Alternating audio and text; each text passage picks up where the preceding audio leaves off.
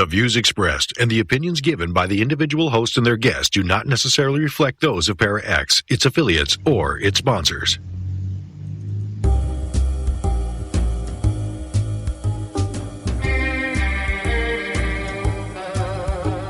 Step outside of your comfort zone.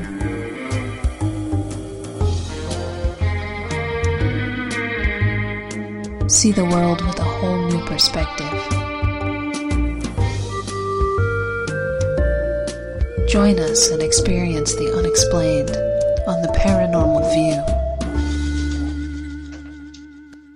And welcome everybody right here to the Paranormal View on the Parax Radio Network. I want to thank everyone for being with us tonight. Those here in the chat room and those listening from around the world, we appreciate each and every one of you. Tonight we got a great show lined up. Got a whole bunch of people in here tonight. And hopefully I'll get everybody else on. Tonight I have with us Barbara Duncan.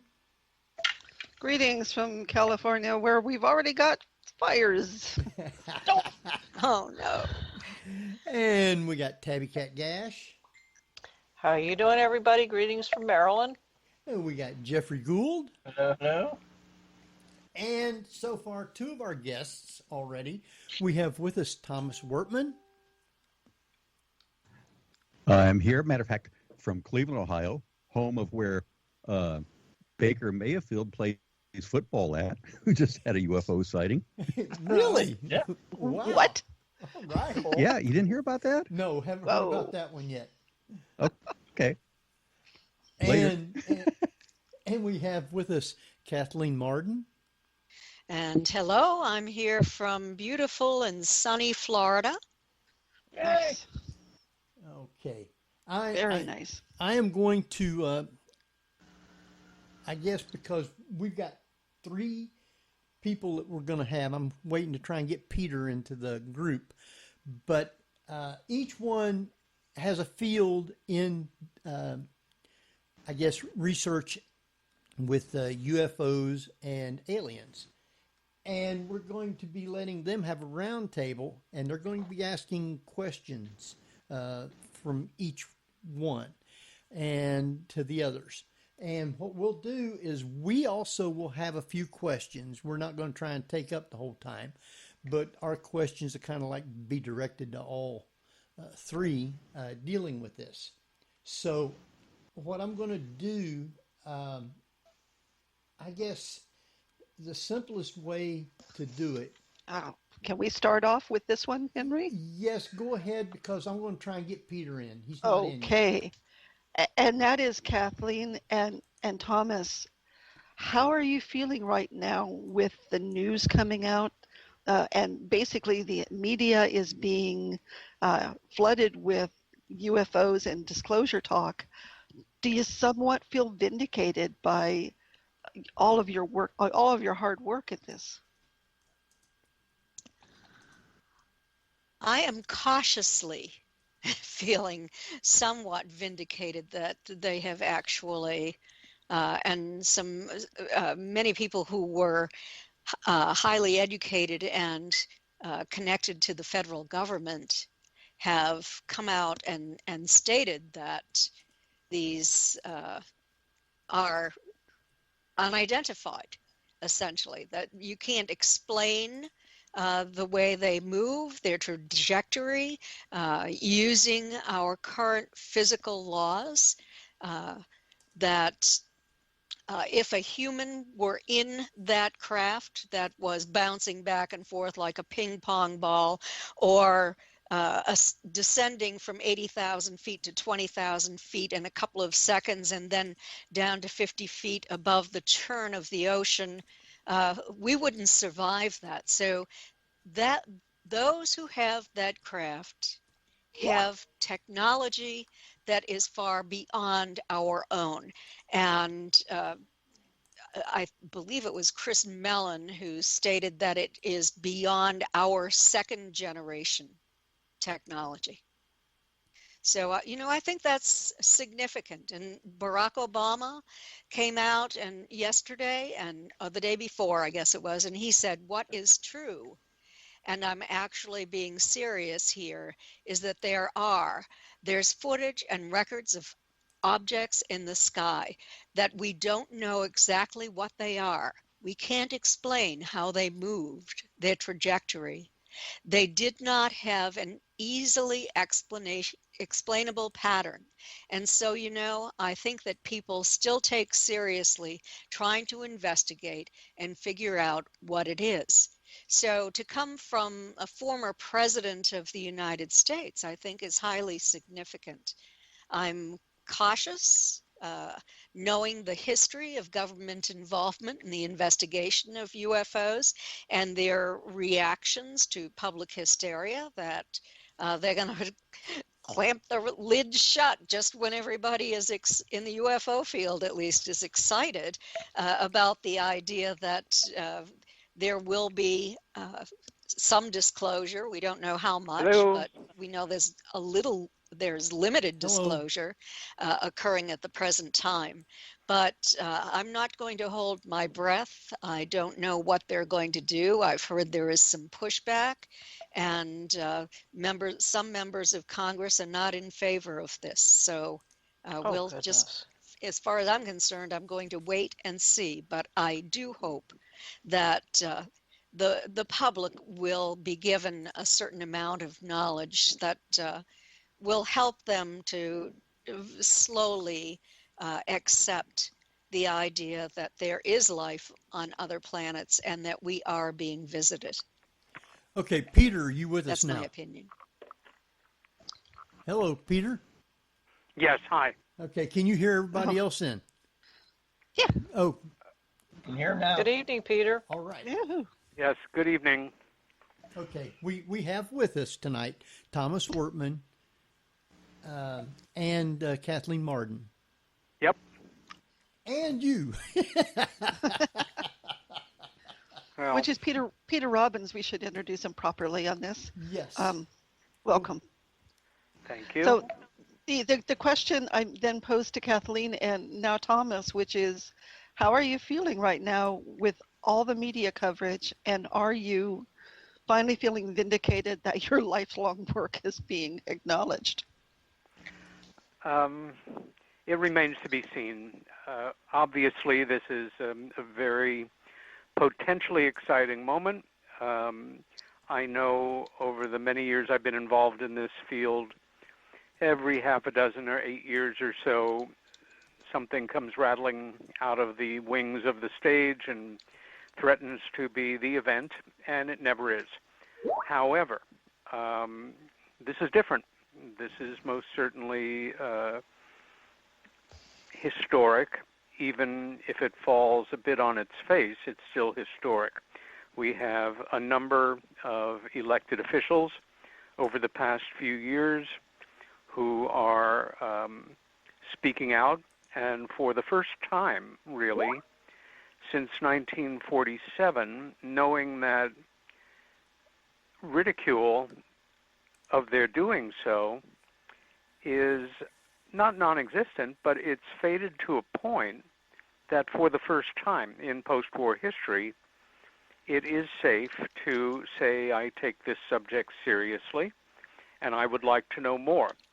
That in itself makes this moment important. That also informed by the print media and the broadcast media is now not quite declaring a moratorium on silliness, but overall, the news readers and print reporters are not doing their job with the wink, wink, nudge, nudge. I don't believe it, folks, but I'm getting paid to say this, so, cut me some slack. What it all comes down to, of course, is what is released next month. Is it going to be some interesting smoke and no smoking gun? Is it going to be seemingly impressive, but highly controlled, and perhaps even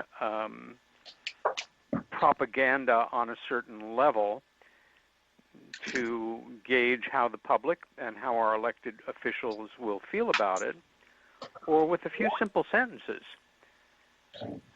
we have to say now that we are dealing with a truly anomalous phenomena.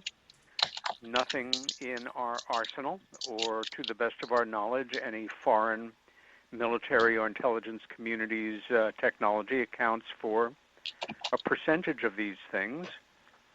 We now feel safe in saying that there is a real chance that some of these are highly advanced machines under intelligent control from parts unknown, and we need to begin to take it seriously. If it's even that little, that's huge. If it's more, that's even more interesting. If it's less, I won't be surprised.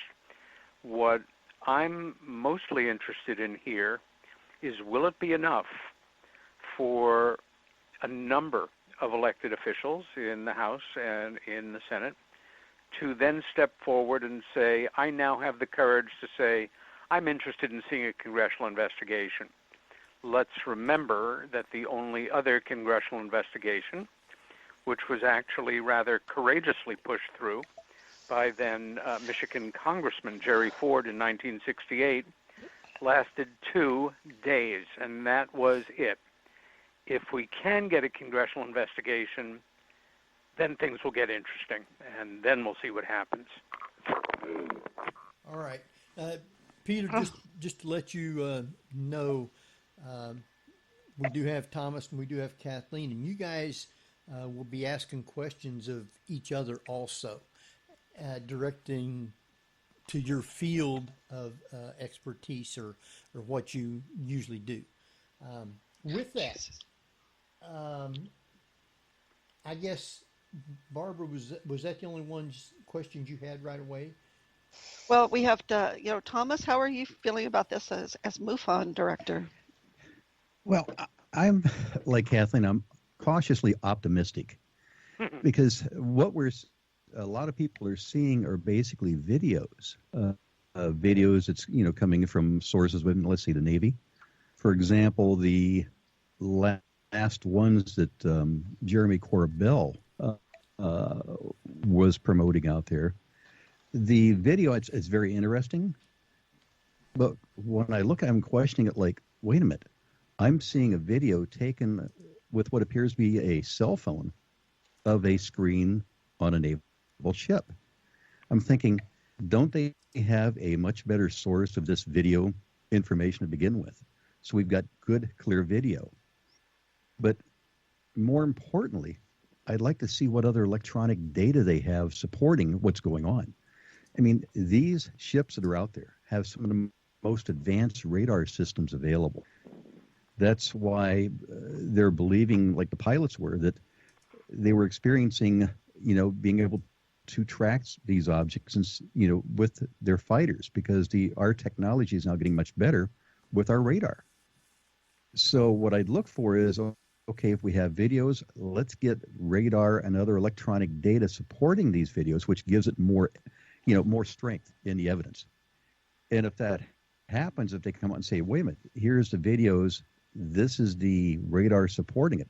We're seeing radar objects on radar moving X number of 1,000 feet.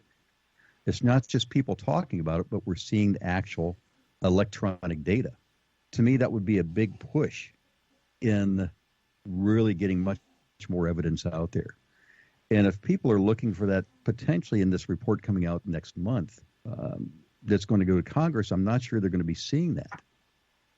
And also, if people are expecting like the everyday UFO reports, like what comes in the MUFON, to be part of that analysis, I don't think they're going to be finding that either.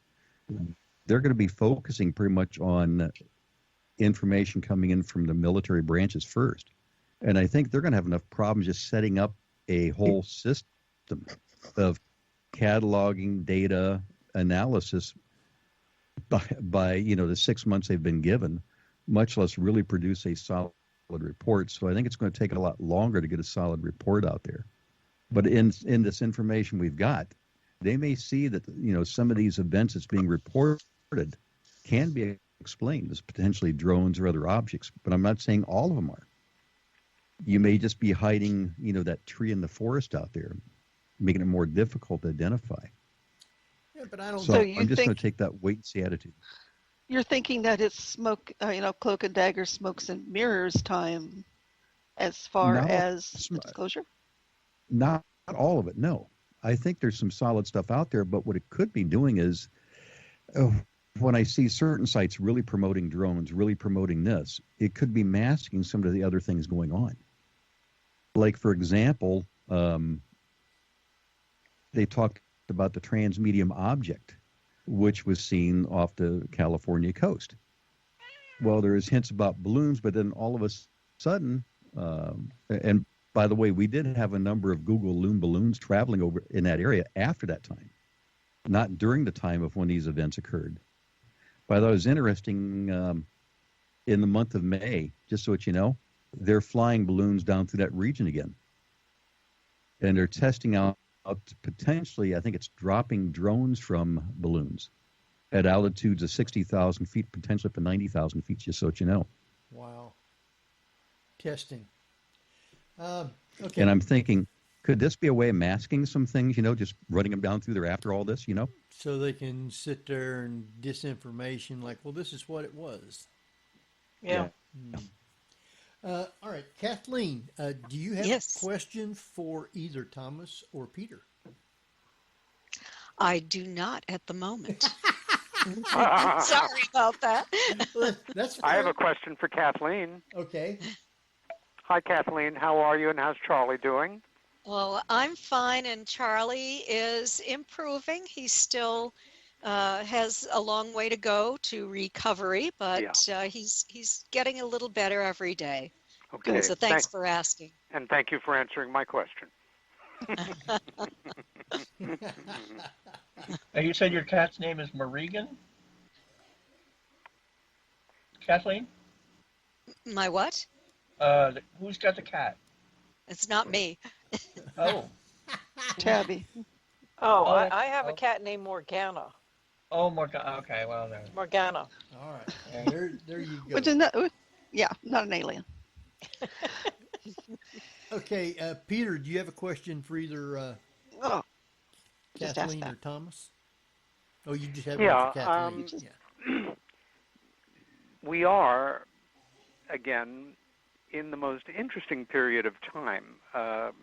Right now, more than just about any time that I can remember over the years that I've been involved in the field, people are spinning their wheels like crazy. Really thinking out loud and pontificating and projecting. One of the things I've observed accelerating over recent years is an old conundrum of, are they good or are they bad?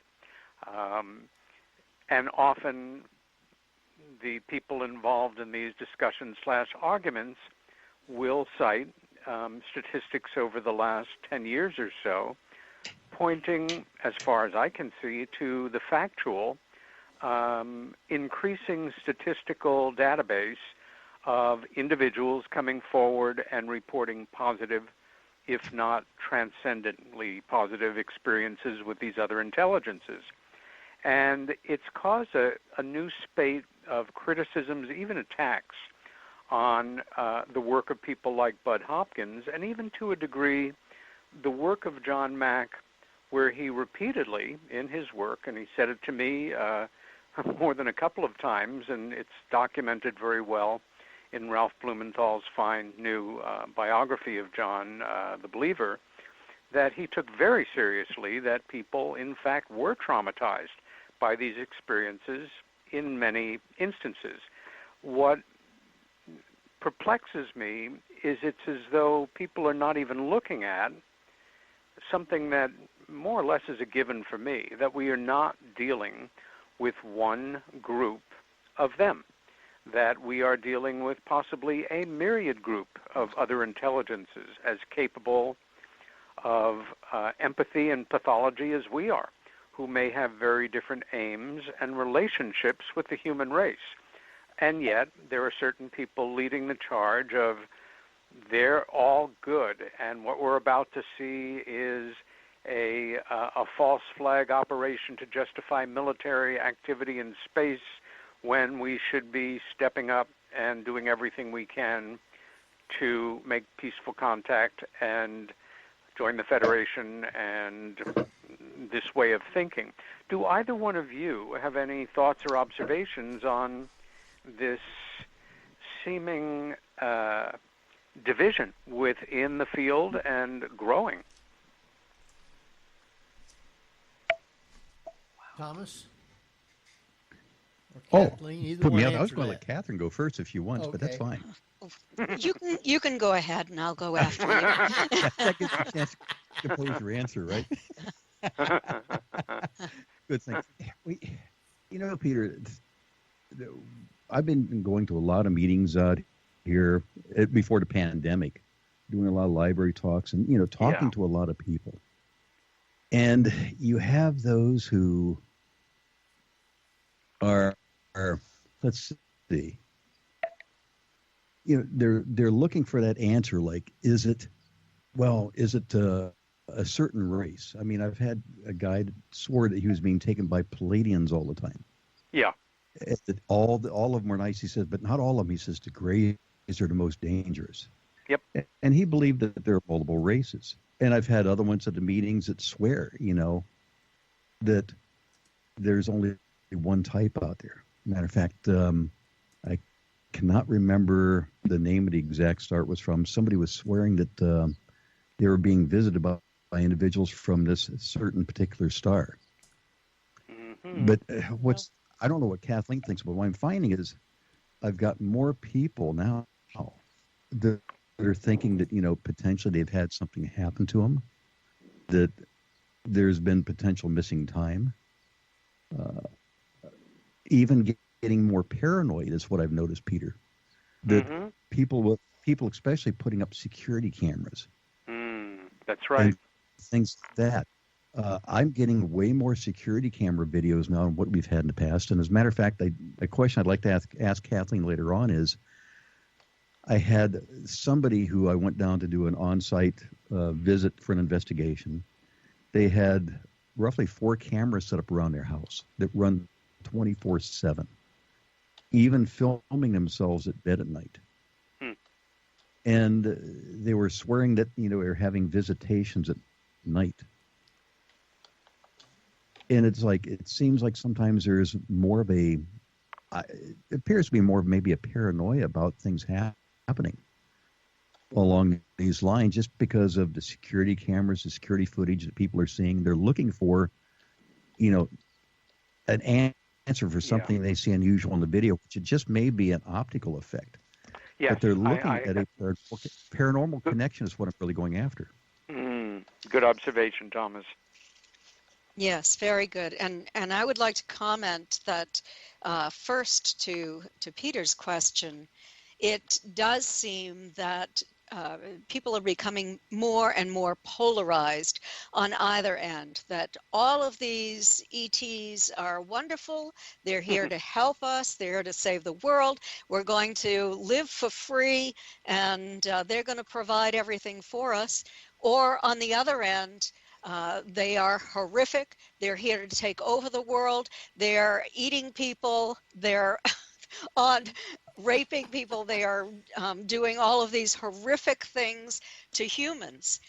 But I have seen this in the field for a very long time, and I've always made it clear that I kind of stand in the middle ground. I'm looking at both sides, and like anything that is extreme, it doesn't sound very believable to me. And so I think that we have to realize that there are many different beings here in MUFON's study. We were able to identify a number of beings. This is of 516 experiencers. The Greys, the human types, insect mantis types, reptilians, hybrids, and sometimes Greys or reptilians who are working with what could be, people don't know for certain if they're military or not. They're called MILABs, but it's only that they behave like military people, not necessarily that they're humans even. And then there are all sorts of other little things like blue avians and tall whites and goldens and Sasquatch and all sorts of little fuzzy creatures, but those are at a much lower percentage. Now, in terms of whether or not these entities are evil, less than 10% said that they had encountered evil entities. Less than 6% stated that they had encountered hostile and sadistic entities. And in terms of all of the experiencers, we asked the question, if you could end your contact today, would you? And what we discovered is that out of all of the experiencer group, 516, 71% said they would not want to end their experience. Now, out of the group of who have UFO abduction syndrome, 75% said they would not want to end their contact experiences. So it can't be that bad, that evil. What I do know is that they're just like among humans.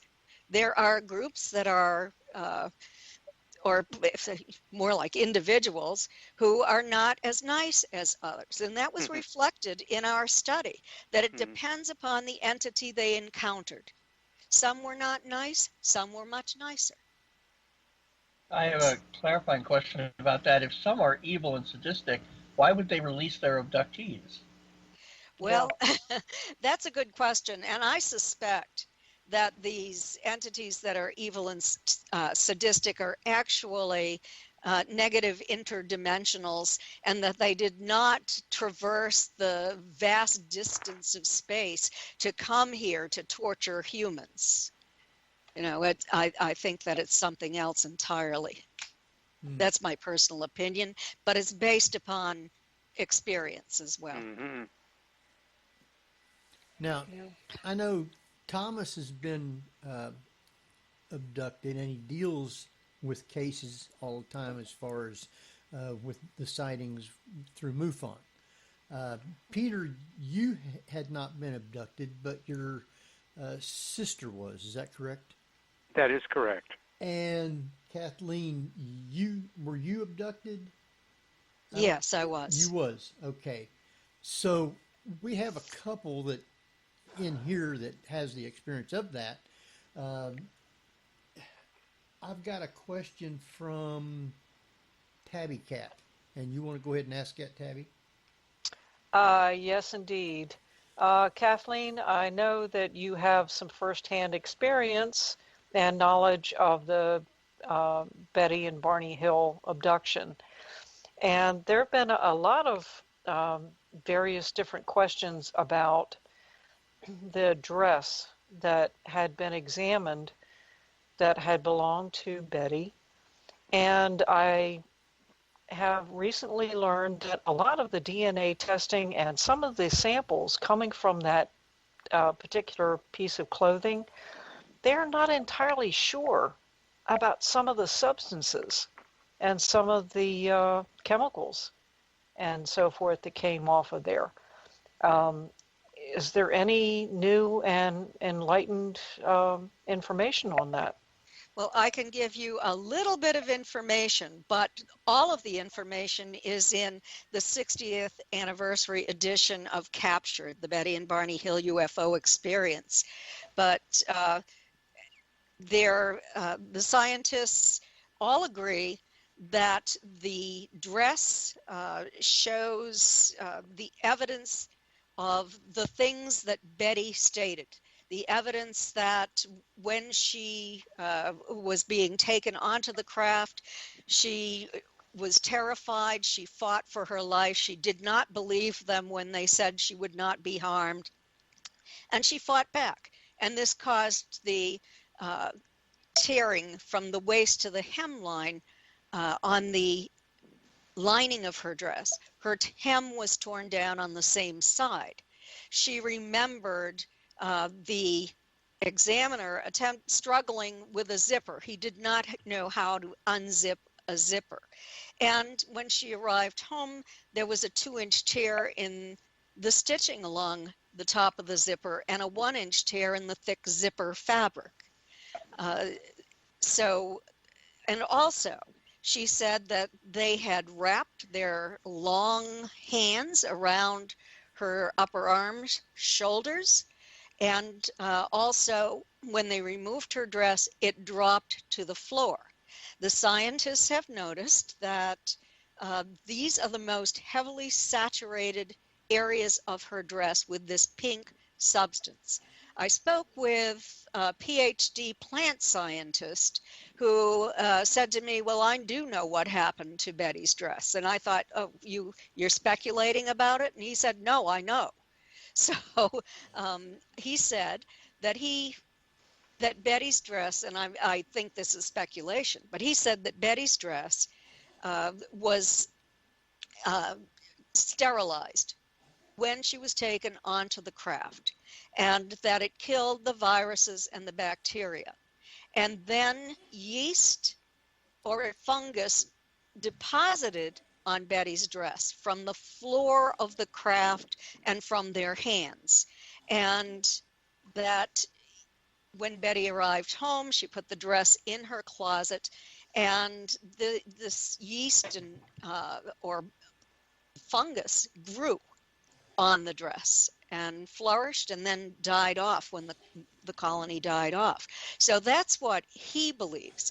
Phyllis Budinger says that it's perplexing, that she can't explain what it is. She thinks that it's a fungus. The University of Cincinnati, though, early on said that they did not believe that this was a fungus or a plant growth. There were no spores that they could find. So, I mean, all of that is up in the air. But I will tell you this. I met Ben Hansen at the University of New Hampshire last February or March to do a television program for the Travel Channel. And we took out Betty's dress and laid it out and then turned it inside out and laid it out. And we were talking about the needle in the navel.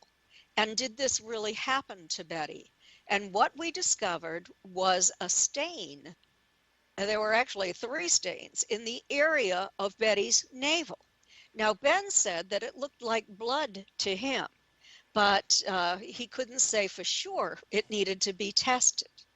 So I took the sample and I sent it to a MUFON scientist and asked her to test it. And she did. And it was a DNA test that she did. And she also had a sample of Betty's blood that Phyllis Budinger had collected way back in 2012. I mean, 2000, the year 2000, I guess it was. So anyway, what Lynn Mann, the scientist, MUFON scientist, discovered on the DNA test is that the DNA was too old to identify whether or not it was blood. But, and that was true of both samples, but it was Betty's DNA on that dress that might suggest that her memory of this needle in the navel procedure really did happen. So I think that's kind of an exciting update, and I have an update to chapter in the book that is just full of new and exciting scientific evidence that I wish I could talk about, but my publisher would not be pleased. Okay, well, I hear that. Definitely look forward to reading it. I know I am. Somebody brought up a wonderful thought in chat, and I have to share it. And they're wondering if First Nation tribes had the same type of variety of experiences when the Europeans arrived. And can you correlate that with the variety of experiences of different aliens that might be here, maybe trying to colonize the planet? Well, that's a great question, and we could probably spend an inordinate amount of time on it. Number one, the first factor would be completely dependent on whether or not that initial interface with these other intelligences that had come into their reality was a peaceful one, or one involving them being killed or tortured or taken slaves or made to dig for gold or what have you. I'm immediately reminded of a passage in Carl Jung's book, Flying Saucers. I believe the subtitle is A Myth of Things Seen in Modern Times in the Skies, to that effect. Jung took both the point of view that anomalous aerial phenomena are psychological projections of longing, for a new pantheon of gods and that kind of thinking, to, yes, they're machines from other places and they're here. But he had conducted an interview with an older African gentleman who I think was in his 70s at the time, and the interview may have been conducted in the 1920s. And he was a tribal elder or a leader of some sort, and he remembered when the British, in their bright red uniforms with their gold buttons, with their long thunder sticks, came walking into their village and into their civilization, and was asked the impact on them. And he said, in so many words, all of our dreams died. We were so completely unprepared for this. I know my friend Clifford Mahudi, who is a Zuni tribal elder, talks about the Star People and visitations on tribal land going back hundreds and hundreds of years that have been peaceful and enlightening and not threatening. It's a great question, but I think the intent of the other intelligence, the European, the stranger, the new presence, their intention, and whether it's expressed with violence or not, will completely affect and color how that comes down in their tradition. Thomas, did you That's a darn scary thought when you think about it. And you're right to a certain degree. It's either a cause for celebration, or do we batten down the hatches and prepare for something, an all-out assault in a lot of ways? And we simply just don't know yet, do we? I will add to that and say about 20 years ago or so, maybe longer, public television broadcast one of the most memorable documentaries I have ever seen on any subject in my life, and I'm a documentary freak. It was called First Contact, if I remember correctly, and revolved around the understanding that in 1930, the people of Australia, and by extension the world, understood that New Guinea was uninhabited. Why? Because they had never seen anybody. Why? Because they had only explored the very peripheral beach inland area. What they were not aware of was that there were 50,000 people living in Stone Age and pre-Stone Age condition. And what changed things was the discovery of gold coming out of river tributaries, and that caused a number of prospectors to head there and head inland.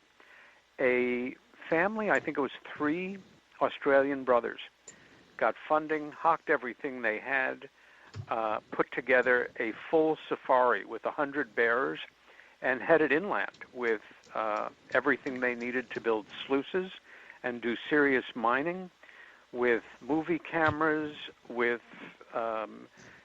kitchen equipment, with food stocks, and with a small airplane in pieces in case they had to fly out, or one of them did.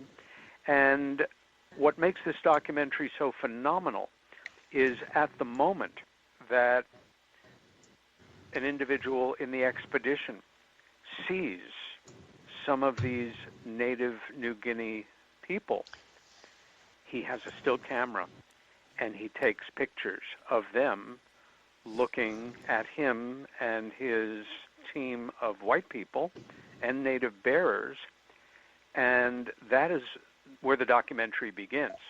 The looks on these people's faces, it's one of the most amazing sociological, anthropological, historic moments imaginable. And they go back and they find some of these people, now elderly, who remember Master Mick and his brothers and the incursion. And it's mesmerizing. I learned so much about how we may regard them in a full-scale, culturally acknowledged event than I have, I think, from any UFO book I've ever read. It's called First Contact, and all I remember is that it's a PBS documentary. It might be on DVD, but it certainly was available on VHS in the old days. One to look for. Cool. Oh, boy.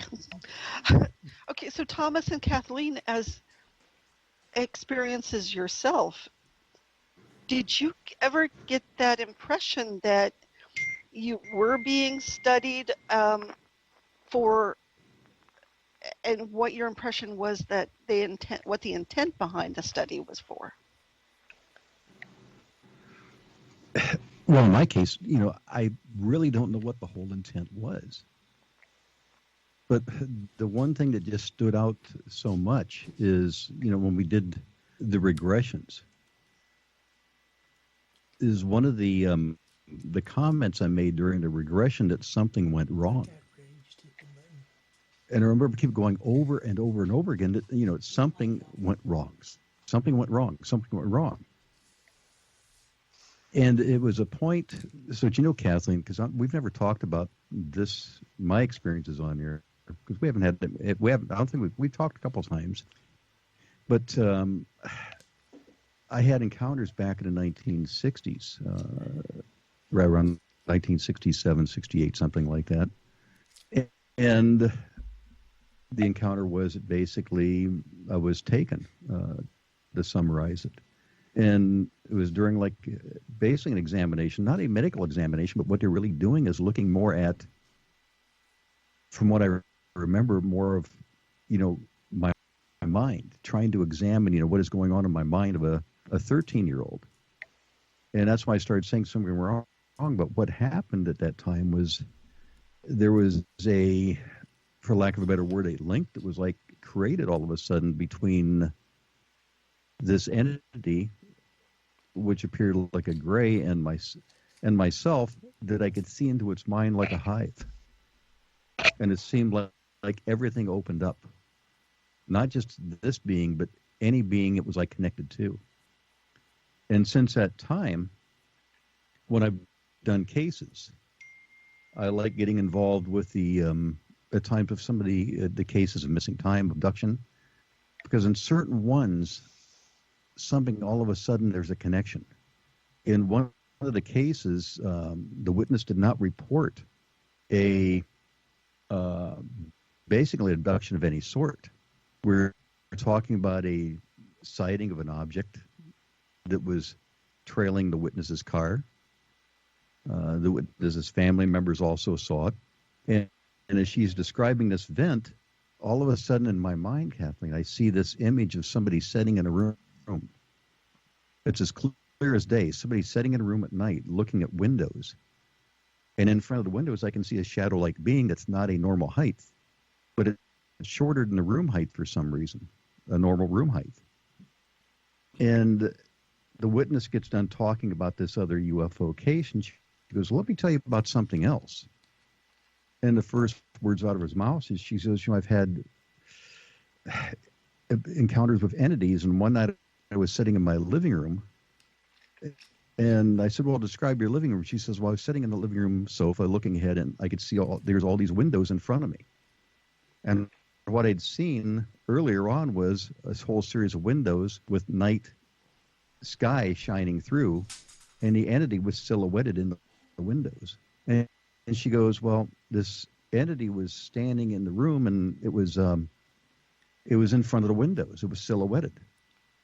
And I'm thinking, how did I know that before she ever said a word? There was nothing I read on it. There was nothing ever talked about it, but I envisioned it before she said it. And I said, well, describe your room more in depth. And she eventually got to the point, she goes, well, you step out of where I was at with this sofa area, and it actually is like a sunken living room that goes down into another area. And she goes, the creature was standing in front of this entity, was standing in front of the windows. I'm like, that was the exact vision I saw before she said a word. And I've had about half a dozen connections with witnesses like that, including one in Southern Ohio that had missing time, that I was seeing things before they ever described stuff. Now, And it's just like you're a very talking strange about experience. it being a hive mind, or is it just a psychic connection?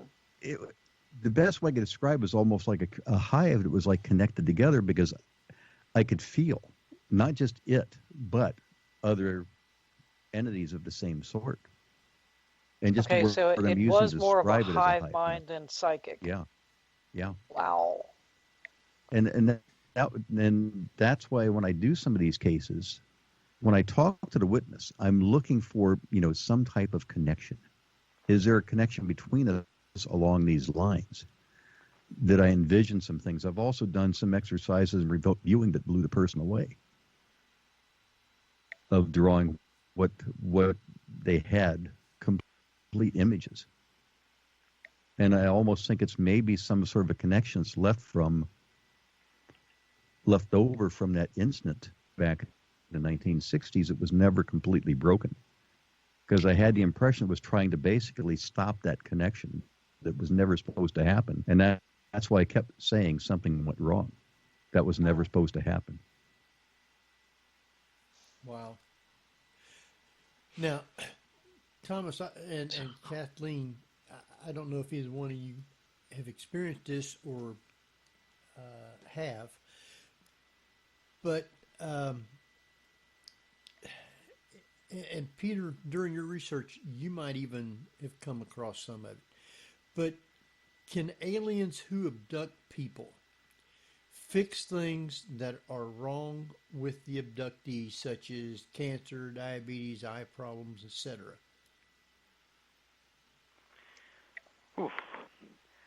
I can't say definitively. I know over the years, especially that I worked as Bud Hopkins' assistant, there would be individuals that he was working with who had a marked change in their health, for better or worse, over the period of time that they were having abduction-related experiences as well. I would never presume to wire them up because it's convenient or it's romantic or it's something to believe in any more than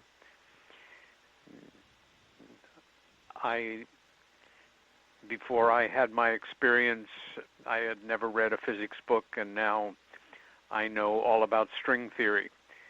Or I never picked up a brush, since I was in elementary school, and now I'm a great painter.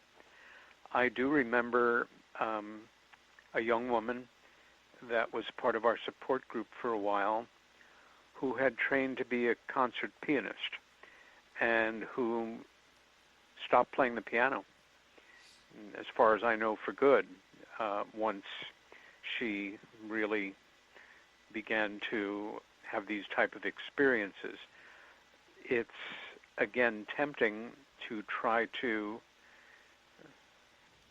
suggest that the cause and effect are wired together, but it's speculation. I wish I had a better answer to that question, Thomas. I know that, for example, it's not the same thing again, but Mike Rogers, who was the foreman of Travis Walton's, the crew that he was in when he was abducted, the logging crew, grew up as best friends. They continue to be friends.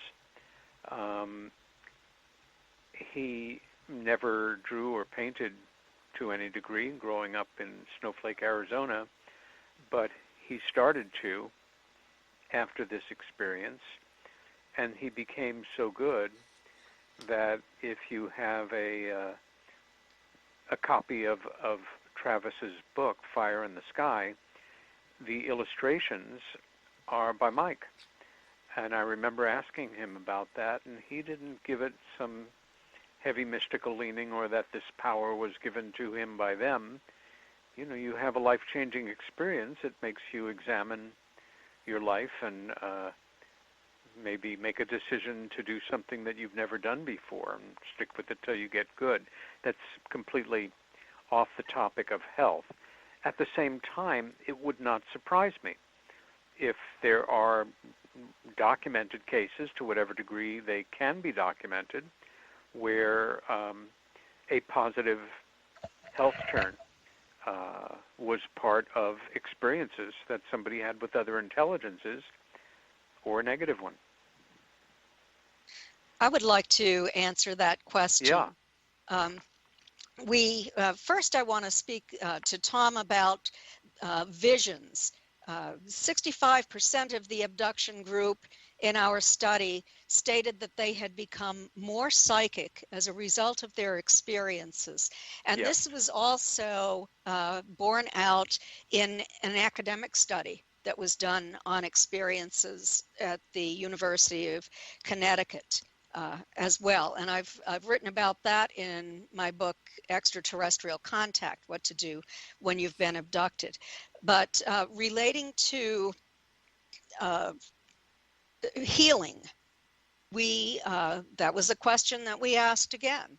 And among the general experiencer group, only 10% had stated that they believed they had been healed by extraterrestrials. It was 45% among those who had UFO abduction syndrome, as identified by the American Personality Inventory that was administered by Dr. Don C. Donderi, an academic psychologist. So, and I do have an example that I can give you. I was working with an experiencer for a number of years, and there was quite a lot of evidence. He had had an object removed from his body. He had a t-shirt that had changed color. It was now pinkish colored instead of tan in a lot of areas, and had gone to scientific laboratories. And then he called me. He was very distraught. And he said, I have cancer. I have lymphoma. And I'm set up to go before a panel of oncologists, and I'm scheduled to have surgery. And he said, I'm afraid I'm going to die. And I said,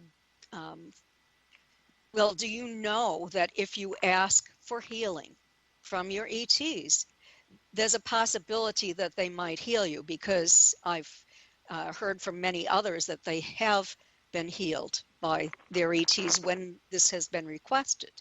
So, additionally, I said, do you believe in God? And he said, yes. And I said, well, let's cover all bases.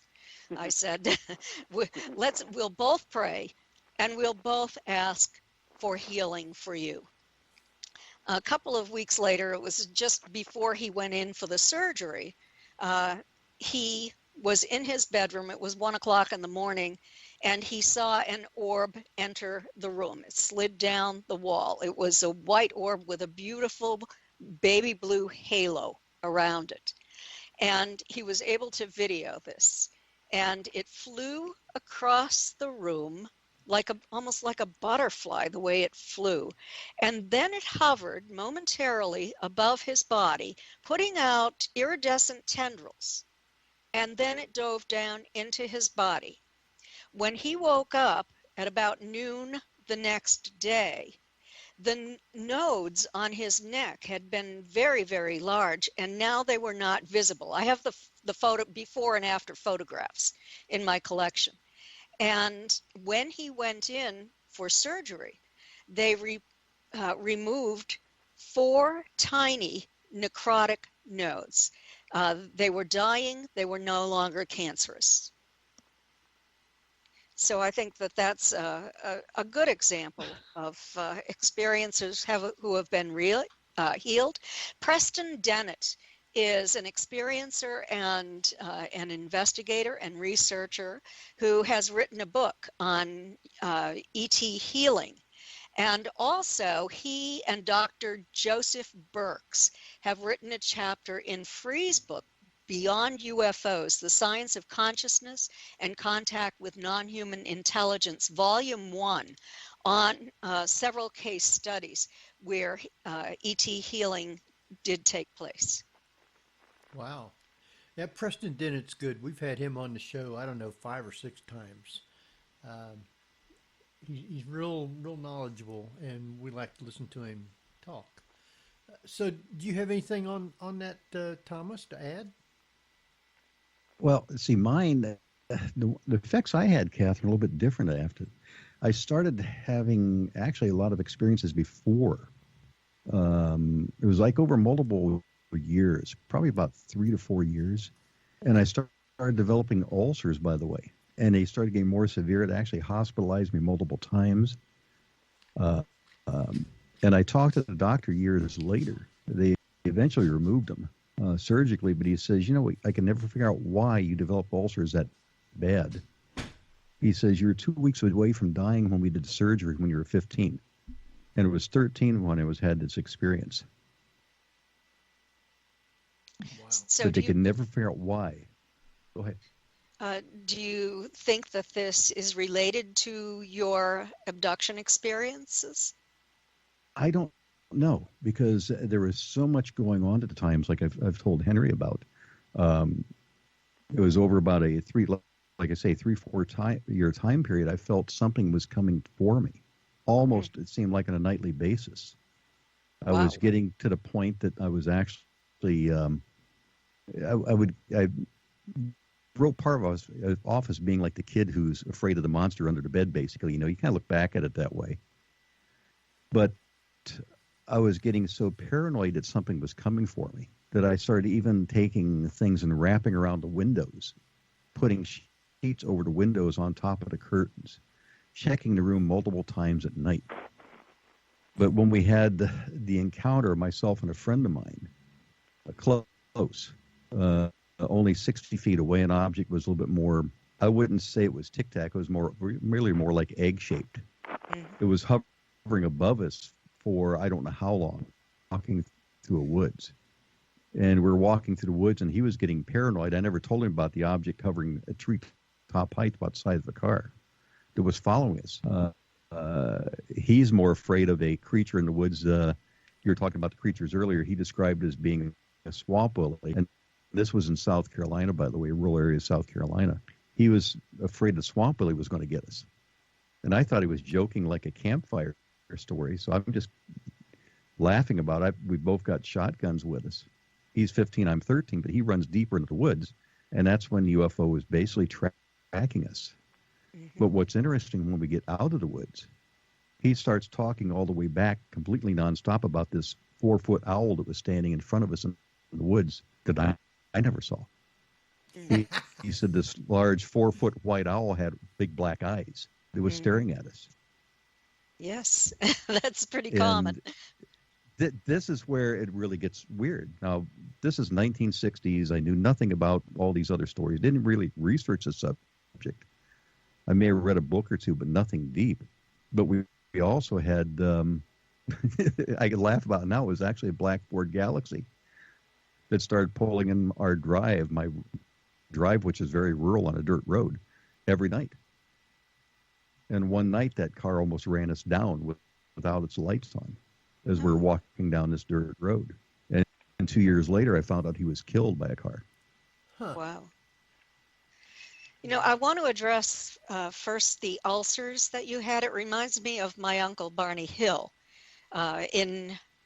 His experience was in 1961, but in 1963 he was hospitalized with bleeding ulcers and high blood pressure. And this was what led to his referral to Dr. Benjamin Simon, because the ulcers would not recede with traditional medical treatment. And Dr. Simon used deep trance hypnosis to resolve psychogenically induced or trauma-induced physiological symptoms.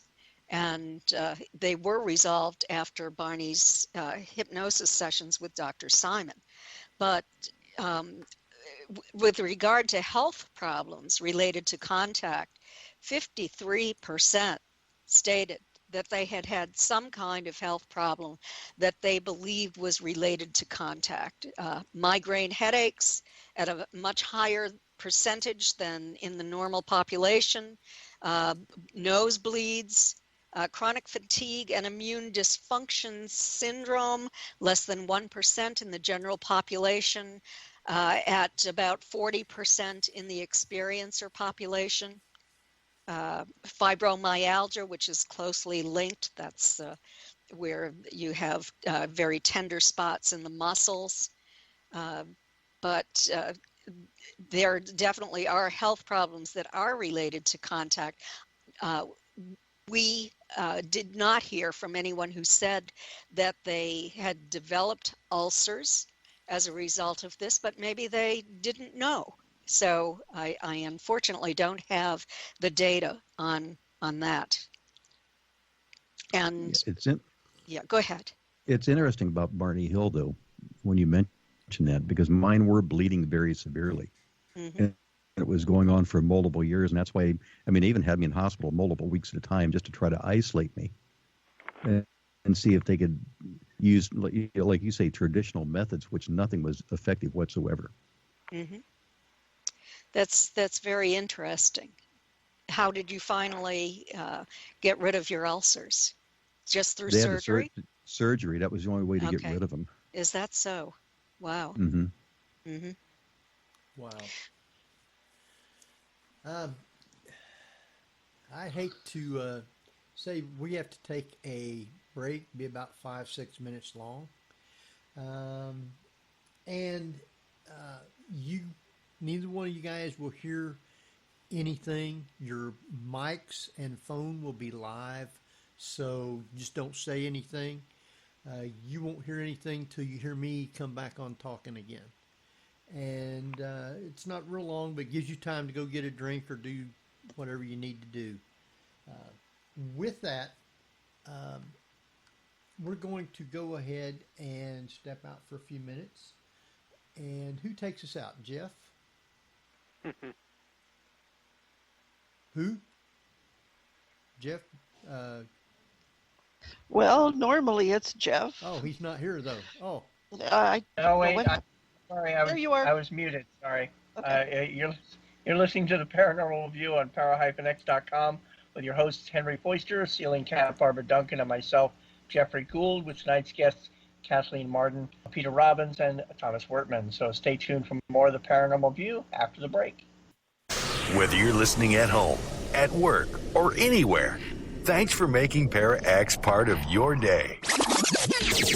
Your source for everything paranormal, Para-X. And welcome back, everybody, right here to the Paranormal View on the Para-X Radio Network. I want to thank everyone for being with us tonight. Those listening in the chat room and those listening from around the world, we appreciate each and every one. Tonight we have with us Barbara Duncan. Hello, everyone. And speaking of around the world, where do we have listeners at tonight? United States, Canada, and across the pond in France, Italy, the Netherlands, and Puerto Rico. Wow. Well, welcome. I hope everybody's enjoying the show. And we have with us Tabby Cat Gash. Hey, hey. And we have Jeffrey Gould. Hello. And we have three great guests with us tonight. And I want to welcome Kathleen Marden. Hello. And Peter Robbins. Good evening again. And Thomas Wertman. And Thomas? I'm here. Oh, okay. and Peter, I want to apologize for the problem we had with Skype. I mean, that's why I ended up having to call, but everything's working out good, so we're good. I appreciate each one of you for taking the time to be with us tonight, and a great questions and answering going on. Yeah, I personally want to thank each and every one of them for the nightmares I'll have this evening. Always glad to help in that respect. Now, at least I'm not alone that way. Looking under the bed. Look under the bed. I never do that. No. I want to throw another question out, and it's for each one of you if you have thoughts on it. I know a lot of people that lately that's been abducted and a lot of times they don't even know it, and they come to find out that they do. But they have implants. And my question is, are they a tracking device to see where the abductee goes, or is it to see how they react to the abduction, or is it to see if other alien races abduct them? And or is it all three, maybe? I'll jump in first. Again, to say that we definitively know is intellectually arrogant. I don't know of anyone who knows for sure, whose word I would take verbatim. There's only a limited number of things that they can be about, and you've just really hit on them. For tracking, for control, or for monitoring the physiology of the individual. The very first time I heard about an implant, it was an all-too-terrestrial reference in a agriculture journal 25, maybe 30 years ago, about a device that was being offered to cattlemen about the size of a quarter. That was a small transponder that could be a cow inserted into the cartilage in a cow's ear under anesthesia, local, to track whether or not the cow had wandered out of the property and to be able to retrieve the cow. That's simple, like a LoJack for an animal. The late, great Dr. Roger Lear, a terrific guy and a very courageous surgeon, became very interested in this subject years ago and performed a number of removals of these devices. More often than not, they were about the size and configuration of a BB or a grain of rice. The thing that intrigued me most personally, physiologically, is if you get a splinter or some conventional intrusion into your body, white blood cells will rush to the area and fight a possible infection that can take place in such a simple situation. How was it that the body never seemed to detect these intrusive little devices, which literally always were, if they were picked up in a CAT scan or an X-ray, if they were metallic or silicone-based or what have you, that the body never noticed them. And what Dr. Lear discovered was fascinating, that they had an incredibly tough, incredibly thin coating that was the equivalent of the coating on a stealth aircraft. The body simply did not recognize that this intruder was there, which I found technologically fascinating. But perhaps Kathleen or Thomas can draw a closer bead on what they feel is the purpose of these things. Again, it's a fairly limited number of choices that we have, And perhaps it's all rolled into one tiny little device. Well, I'll jump in here. I agree with Peter that the reasons for the implants appear to be tracking, but I do know of many cases where people, I shouldn't say many, I know of a few where people have had implants removed, but they have still been taken to craft.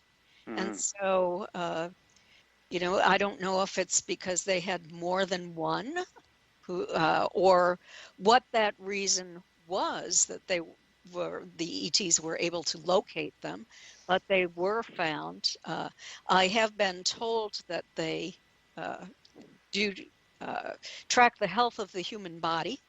They are interested in keeping healthy specimens or people that they work with, and so that might have something to do with it. Also, communication. Where I have an implant, and when I touch it and move it around, I will get a very high-pitched sound in my head. Also, when I'm speaking on the phone with another experiencer, if they really are, I feel a tremendous tingling sensation through my crown chakra, and I'm hearing this high-pitched tone in my head. And I don't get that any other time unless I've touched it and manipulated it, or am talking with an experiencer. So that's pretty unusual. I don't have an explanation for it, but that's my observation of the one I have. So it's like the tone is saying, hey, don't pick at it. Yeah. No, they're just listening, and they're happy. When I have that tingling sensation in my crown chakra, it's a wonderful feeling. It's like, ooh. I don't know. So you're getting more of a positive feeling, Kathleen, than most people. Yes. That they're really wanting to be more attuned to you rather than wanting to do harm. Yes, absolutely. And I was terrified when I was younger, but I used self-hypnosis. I am a certified hypnotherapist and also QHHT, quantum healing hypnosis practitioner. And so I used what I had learned to hypnotize myself and to give myself a rapid induction. So what I learned is if they come into my home at night and I'm awake, then rather than having that fight or flight response, before I can get that, I give myself the words I have to use to put myself into a deep trance. And in doing that, I've been able to communicate with them. And so that's been very, very helpful, especially being in the field that I'm in, because it gives me more knowledge. And I know many, many people who now view their experiences as being positive. I didn't think mine were positive in the beginning. I thought that I was a lab rat, that all kinds of horrible things were occurring, that these were just not nice entities. And then I changed my mind as I grew older, and I was able to know more about them and their reasons for being here, and had done major studies on communication with non-human intelligence, either non-physical or physical, among abductees. So yeah, I was able to get some knowledge on this. Well, and it sounds like you've got more of a spiritual feeling from everything that's happened to you rather than a negative. Yes, and one of the questions we asked on our study was, have you become more spiritual or less spiritual, or neutral as a result of your experiences. Among the experiencer group, all of them, 69% said yes. Among those with UFO abduction syndrome, 86% said yes, they have. Yeah. Wow. So I think that MUFON often hears from the people who are having problematic experiences or just have a lot of fear around this. And I have to say that fear colors one's perception of what has occurred. If you're incredibly fearful, you tend to view it as being something negative. I did for years. I'd like to jump in for a moment. Kathleen makes a very important point.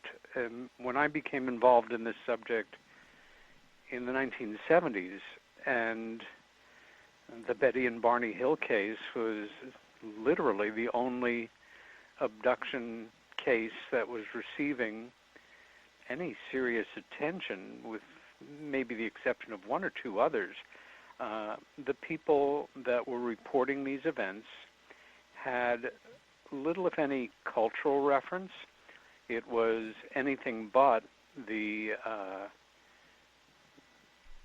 powerhouse of popular culture, or of books, or of made-for-television movies or advertisements that it is now.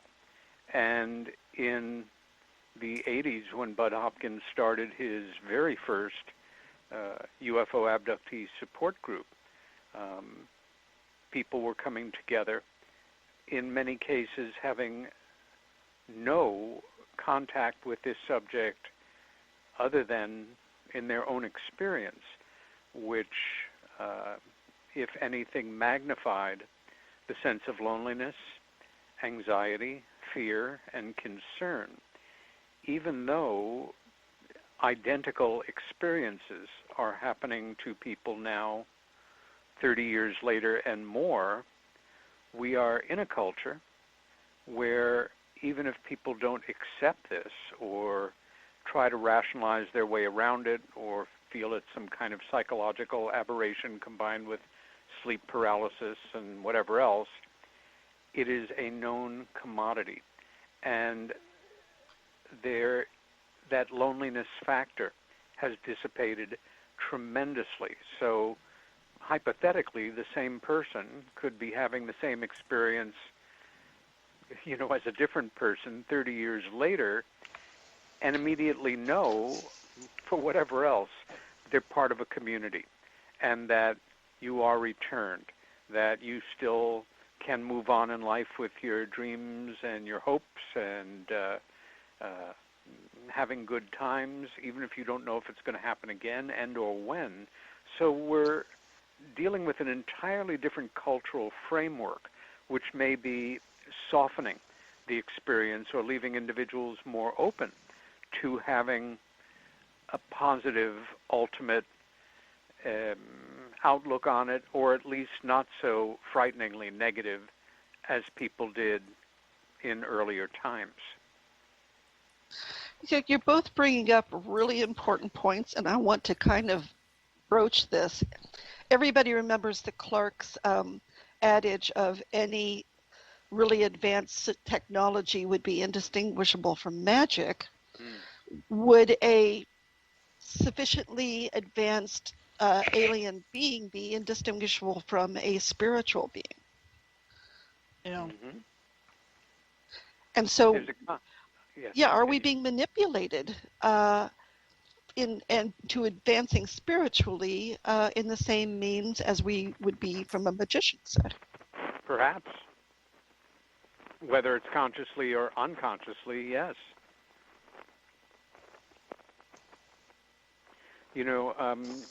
Dr. John Mack, who tragically was killed by a inebriated driver in England in 2004, and best known for his exploration of abduction and contact experiences in looking for what was positive, what was transcendent, what humanity could learn and grow from in terms of these contacts with other intelligences.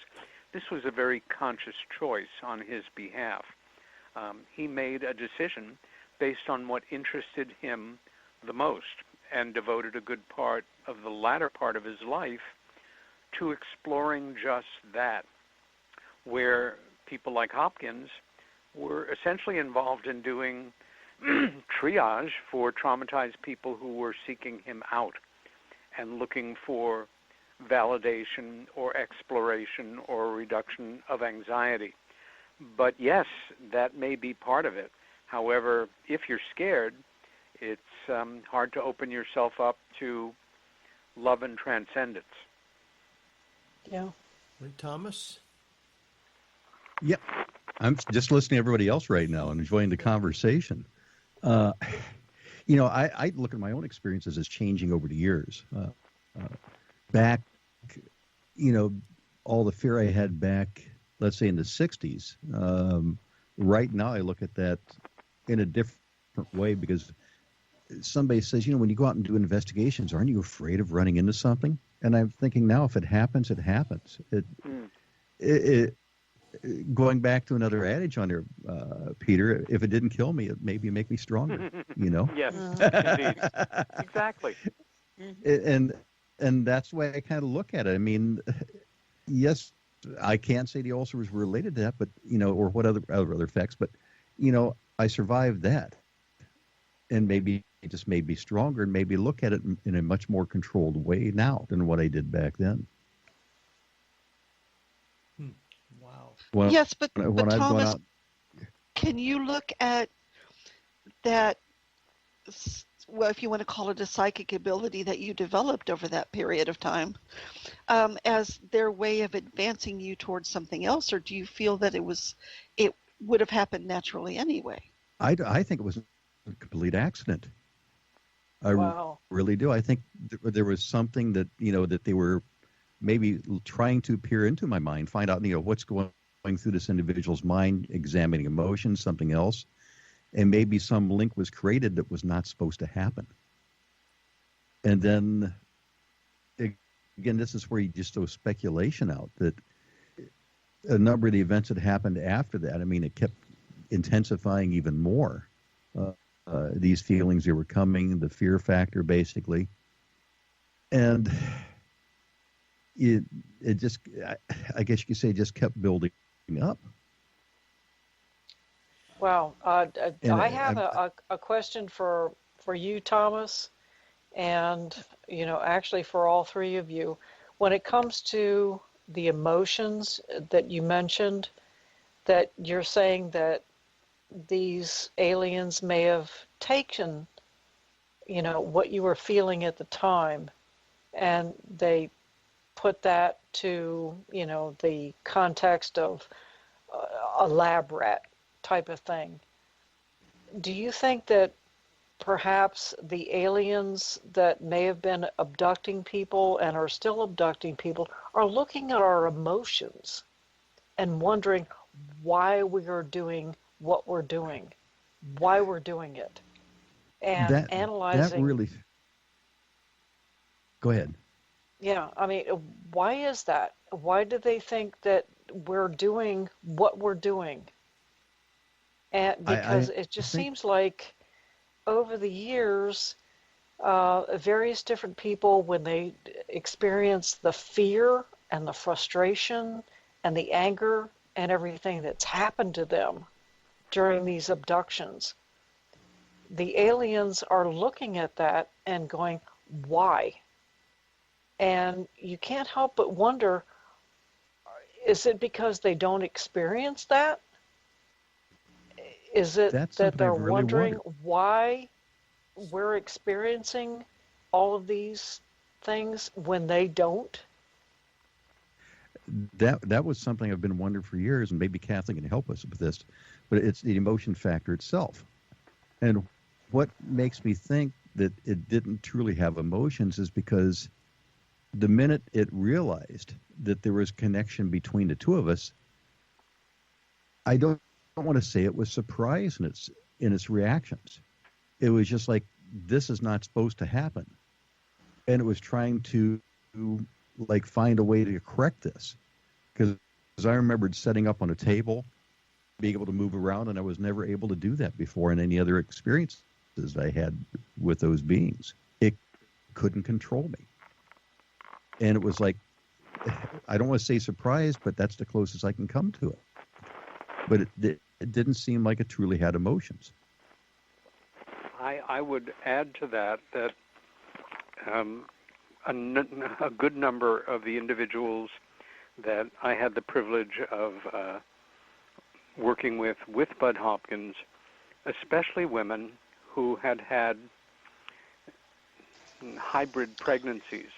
The scenario was so identical in case to case, wherever they were, at whatever time they had this experience, where they were brought into a neutral space, often a white space without a lot of differentiation, and a gray type being brought in a baby, a child, an infant that was, to be blunt, part us, part them, and handed it to the mother, or seemingly the mother. And the impression was always to observe how that individual reacted when being given this child. My intuition, my accumulated knowledge for what it's worth, my critical thinking and common sense suggests to me that certainly among the gray type beings, that facility of what we call emotion is absent, and that is something that either fascinates them or that they are interested in about human beings. In the Brooklyn Bridge UFO abduction, Linda was brought into that kind of space with a boy growing up a number of times over the years, and they were simply left on their own to talk, to goof around a bit, to play, 7 years old, 8 years old, what have you, with the sense that they were simply being observed. Again, this is purely circumstantial, but I'm not familiar, maybe Kathleen is, with any instance where gray type beings seem to manifest what we would characterize as emotion. Yes, I would like to speak to that. I have a long history of hearing from experiencers that they have been taken on craft and certain types of situations were created, maybe in a holographic image. I had one man who said that he was taken to craft and his deceased father and his deceased dog were presented to him. It could have been a holographic image, but these entities are very interested in human emotions. And I think that they also are very interested in our primitive emotions and fearful that we could destroy this beautiful planet of ours, because they say that our technological development is out of sync with our spiritual growth. And when this occurs, they've seen it happen elsewhere, that it could lead to annihilation. So that's one thing that they're very concerned about.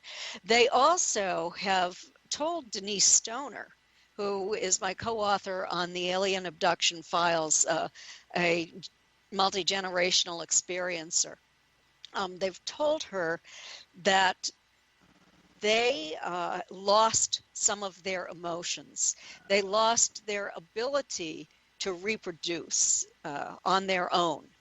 And so that's part of what they're doing. I think that they have a pretty complex agenda from all of the information that I've been able to find and have reported to me. But they do appear to be very interested in our emotions. One thing that I had happened to me on the craft, and only a small percentage has had this happen, but I had the most intense feeling of love projected toward me that I had ever experienced. I never experienced anything like that on Earth, but it was like projected toward me. It wasn't a show of love. It wasn't a thought of love. It was a feeling of love that, and I don't know, some people would say that's manipulation. Some would say she has Stockholm syndrome, but whatever it was, and I really don't know the reason for this, it made me feel a lot more comfortable in their presence. Now, with all these things like this, how much of a difference does it make on which type of alien has abducted you? I mean, which ones is more open to us and which ones are more closed off to us, kind of? Does it, if no one wants to answer, no, I ahead. can. Yeah. Oh, go ahead, Kat. Okay. Well, it appears that the human types are the types that are more open to us, that experiencers can have a positive experience with them. Even if they develop post-traumatic stress initially, when they remember what happened, then they decide that this was a comfortable relationship. But with regard to the Greys, there are different groups working with different groups. Some Greys work with the human type, some with the mantis types, and I've even heard that some with reptilian types. The Greys that my family has encountered have been nice to us, and they have, the taller ones have more of an, like, not a human face, but more of an Asian kind of face than the tiny ones, the ones who are shorter, who are the guards and the assistants. And so then you come to the mantis type. They do not understand humans very well. They're clumsy. They will do things like project the image that they're eating your body in order to give you the message that you are more than just the physical, which really bothers me. I'm not happy with that group, and they need to learn a lot more about humans because they're just callous. I haven't heard a lot of good and loving things about them, but I have heard some from those who believe that they're hybrids from the mantis types. With the reptilians, they say that there are some that are more humanoid, that are lizard-like or snake-like, not the draconian type. Those, a lot of people have told me, are they have a positive relationship with too, but they have more primitive emotions. When it comes to this reptilian, not the reptilian, the draconian type, with the tail, with the alligator mouth, that type, I have never heard anyone say anything positive about that type that seems to take people to caverns underneath the earth and do really bad things to them. So, well, probably that's my take. Probably fearing them comes from our lizard brains. Oh, wait. That's somewhere close.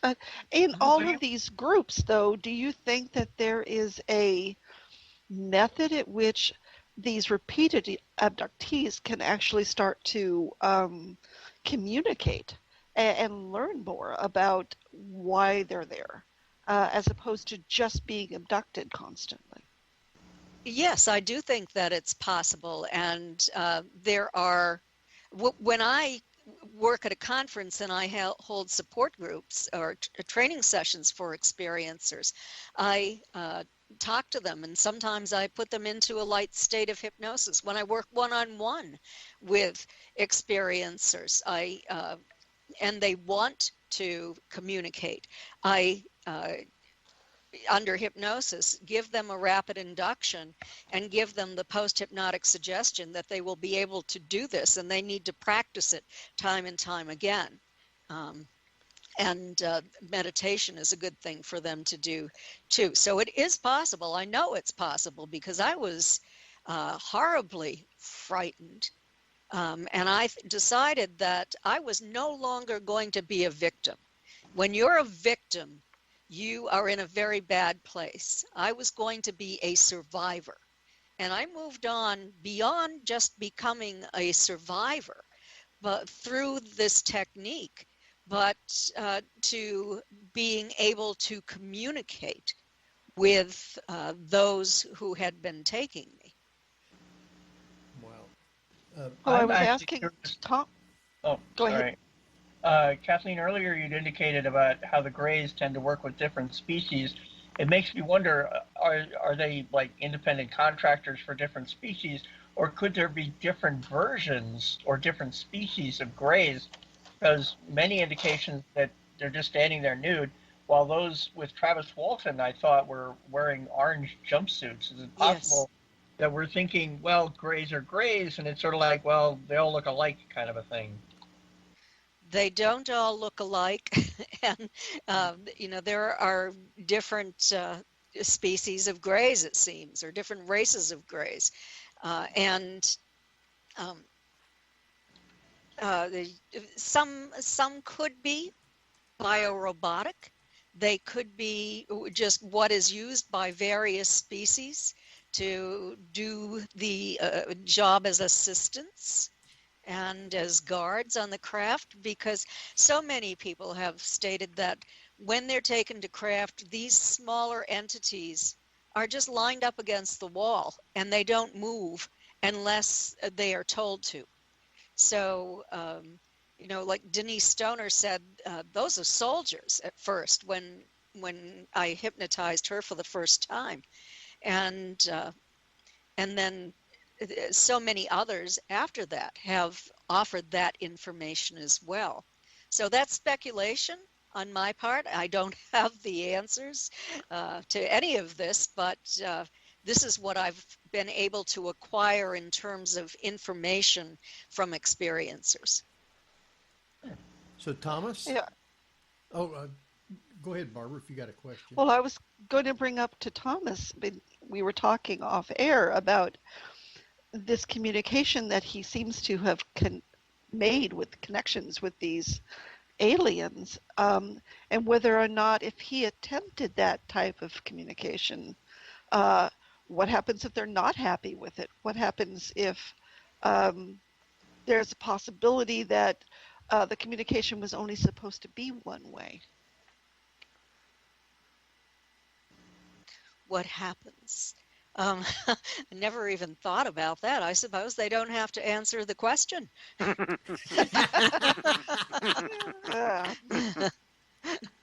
Well, that's almost like on Doctor Who, they sort of added the fact that he can do something about Vulcan mind meld, but while he was communicating with Madame Pompadour, she was able to start reading his thoughts, and he couldn't understand it because no one had ever done that before. She said a door opened can be entered either way. Yep. Thomas? Have I lost Thomas? Well, I've been kicked off a couple of times, so he could have been as well. Or a victim of another abduction experience. Oh, yeah, there you go.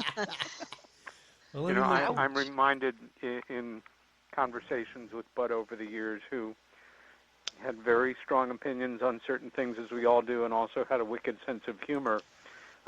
People who talk about alleged treaties made with the aliens based on a piece of myth or lore or folk tale or rumor or myth, and his normal response would be, they don't have to make a treaty with anyone.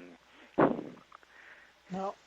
Well, I've always heard that Truman had some sort of a treaty allowing the aliens to pick up and experiment with civilians and not Well, get. That's a perfect example. I've heard, or people say, there is nothing to substantiate it. And anything that has been put forward to me, and I actually am, I don't vibrate at a very high vibration.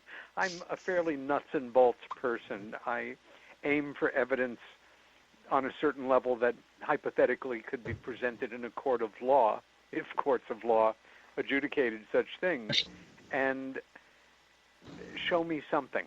At the same time, anything is possible, and one thing I know for a fact is that it's always possible for me to be wrong in situations like this. Well, of course, also you've got the fact that, they could always say, well, here's the evidence you've been asking for, and it's all redacted. There are a couple of ands and maybe a the here and there visible, all blacked out. Okay, Thomas said that his computer locked up and he had to reboot. I'm back. Oh, okay, good. All right. There he then. is. Aliens will do it every time. Always. Black. So He knows too much. So you've missed quite a bit. We were talking about the different types of aliens and which ones worked with us and which ones didn't really work with us. Which ones were I good got and that bad. much. And Which type abducted you? Do you know? the gray. And now here's an interesting thing for Kathleen. One of the memories that stood out the most is when I went through the regression. I looked over at the far side of the room, and here was a gray standing. And I told the person who's doing the regression, I said, it appears almost like a sentry. It's on the far side, non-moving, like just making sure you don't go anywhere. That's all it was. But the ones up close were the ones doing the examination. Now, those are the ones I had experiences with. Now, I've interviewed potential, abduction witnesses describing, some of the ones that they've had experiences with. And I've had some, like you were describing, Kathleen, that were humanoid. One witness she described as being the most wonderful man that she ever saw in her life, and she wanted to run away with him and leave her boyfriend. And she had just this feeling of good coming from him. Period. That was all it was. But I've also had a friend who had experiences with the Palladians, and his experiences left him with the feeling that he wanted them to come back. He was upset that they actually left him. He was feeling he had such a great experience. And he was even one that, when you were talking about the implants earlier, he was so incensed about, he believed he had implants, he was actually trying to cut growths off that he thought were implants. Himself on his own body. But the thing you look at behind that is what is making this man so incensed with, this feeling. What is bringing that on? He didn't like being alien friend zoned. Well, he wanted to go back that bad, but he just was so incensed. Hey, there's implants. I want to get to them. This whole feeling, and it's something like individuals look at him first and say he's just completely crazy. But I think the thing the individuals have to look at is, why is this individual having feelings along these lines? Sort of a dichotomy. Yeah, why is maybe all these experiences he's had over the years? Because he's claimed he's had them going back. He's right now in that 60 age group, so he's got to be going back to the 1960s also, early 1970s. And he's had these experiences going on for this many years. That he wants them so bad, he's willing to do things. So is it kind of a post-hypnotic suggestion? If you go to a hypnotist, you're going to wake up nice and refreshed and feeling great.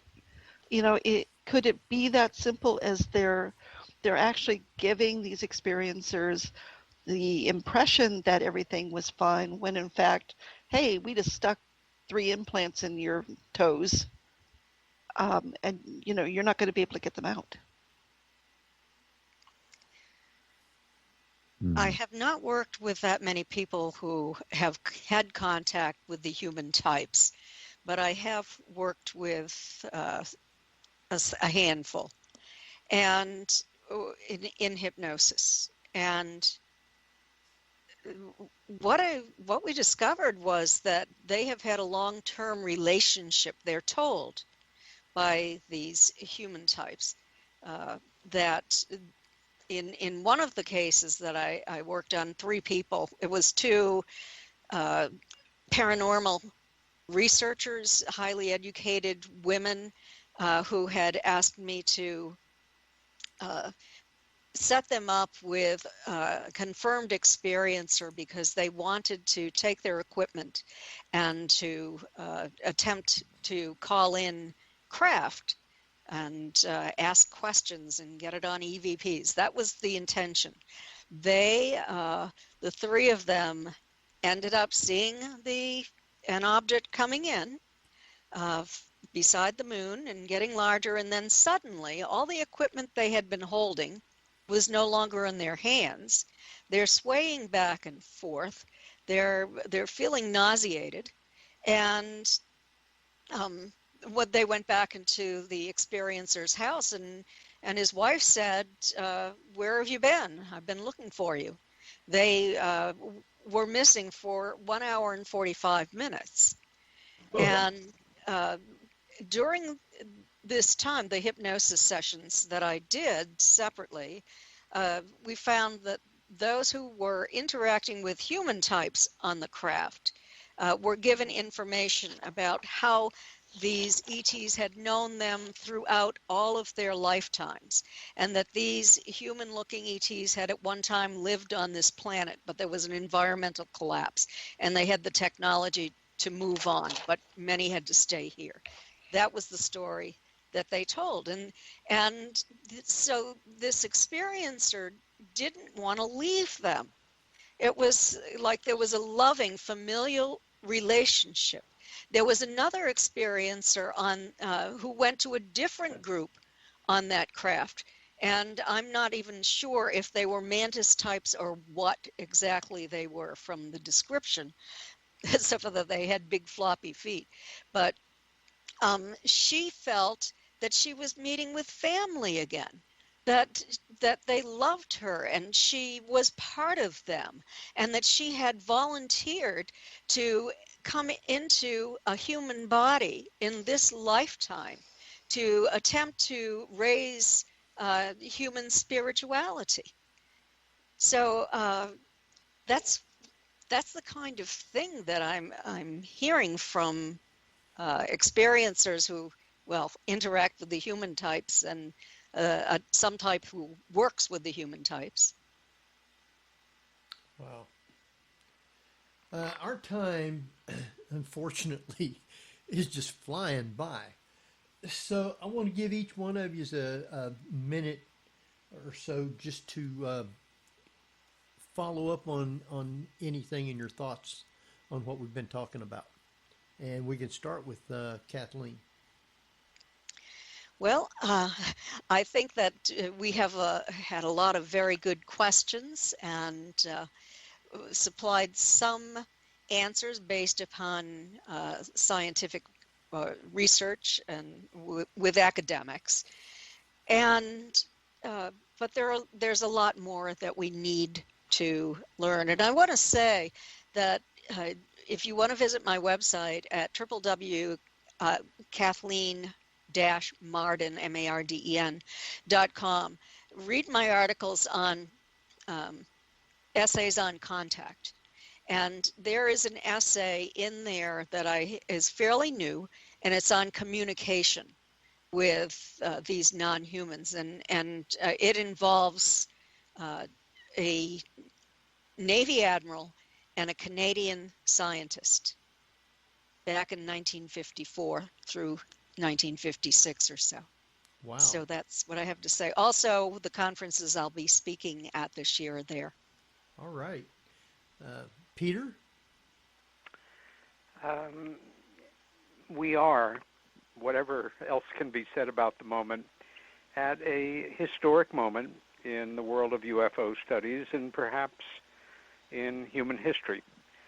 Again, the announcement next month coming down from the Pentagon may prove to be disappointing, or people will accuse it of being a false flag, or it will be controlled information, not so much truth, but geared to produce a certain result in the populace.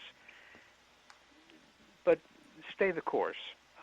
Whether or not you're an old hand at this, like Thomas or Kathleen or myself or so many of our colleagues, or you are a serious student of the subject or a new student of the subject, use your common sense, your critical thinking, educate yourself the best you can.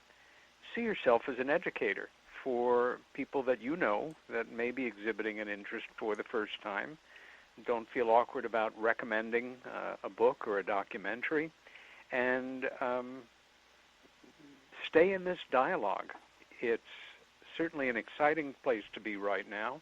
The implications for humanity of the reality of other intelligences is something I think that can bring us all much closer together. And that's what I've always had my eye on in this field of endeavor. Thomas? I can't echo enough what both have said. And especially now we're looking forward, like Peter said, at a big crossroads here. We have potentially a lot more information coming out. We could be disappointed. But I think it's important on the education side, like Peter said, to go out and research things, look at things critically. Use your head when you examine things. Just don't take what you hear, the first time for granted. Do your due diligence and research, read, and go back and look up a lot of historical stuff because there's so much great things contained in there. All right. We are down to under 2 minutes. I want to take the time to thank Kathleen Marden and Peter Robbins and Thomas Wertman for being on with us tonight. Great show. Wasn't long enough. I had a lot Certainly more not. questions, but I want you guys to stay on till after we're off, and we'll talk with you for a minute or two, and thank you again personally. So with that, I hope everybody enjoyed the show tonight, and next week, I don't even know who we got coming on next week. Who we got coming on? We have Rhonda Magaha Russo. She's a psychic medium, and Reiki, as well as human and animal. And that should be a very fascinating show. And her site, Bump in the Night Investigations. All right. Appreciate that. So I hope everybody enjoyed the show tonight. Until next week, Barbara, did you have anything you wanted to say real quick or anything? No, just again, thank you guys for the nightmares. It's going to be a fun. Yeah. All right. Till next week, then. This is Henry Foister. Jeffrey Gould. Cat Gash. And we'll see you next week at the same time. So good night, everybody.